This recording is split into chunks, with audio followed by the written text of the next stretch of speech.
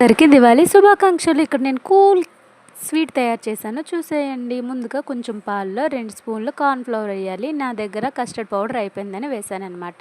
మరుగుతున్న 1/2 లీటర్ పాలలో ఈ మిశ్రమాన్ని బాగా కలిపితే చిక్కబడుతుంది. ఇందులోనే వెనిలా ఫ్లేవర్ కోసం వెనిలా ఎసెన్స్ కొన్ని వేసి బాగా కలిపి, కలర్ కోసం కొంచెం ఆరెంజ్ ఫ్లేవర్ నేను కలిపాను కలరు. ఇందులోనే 2 స్పూన్స్ పంచదార కూడా వేసాను. ఈ మిశ్రమాన్ని పక్కన పెట్టి బ్రెడ్ని తీసుకొని ఆ ఎడ్జెస్ కట్ చేసి ఒక లోతు బాక్స్లోన ఎడ్జెస్ అన్ని కట్ చేసి లైన్ మీద పెట్టుకోవాలన్నమాట. స్క్వేర్ షేప్ బాక్స్ అయితే ఇంకా బాగా వస్తుంది. వాటి మీద ఈ మిశ్రమాన్ని వేయాలన్నమాట. ఇక్కడ మధ్య మధ్యలోన షుగర్ సిరప్ కూడా వేయాలి, నేను మర్చిపోయాను. మీరైతే షుగర్ సిరప్ వేయండి, చాలా జ్యూసీగా సాఫ్ట్గా కూల్ కేక్ లాగా ఉంటుంది.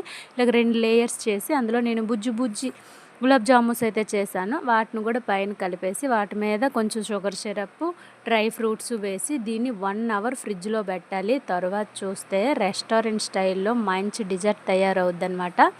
టేస్ట్ చూడండి. మీరు కూడా ఈ దివాళీకి మీ ఇంట్లో ట్రై చేయండి. Happy Diwali. I love you. Please like and subscribe. Bye bye.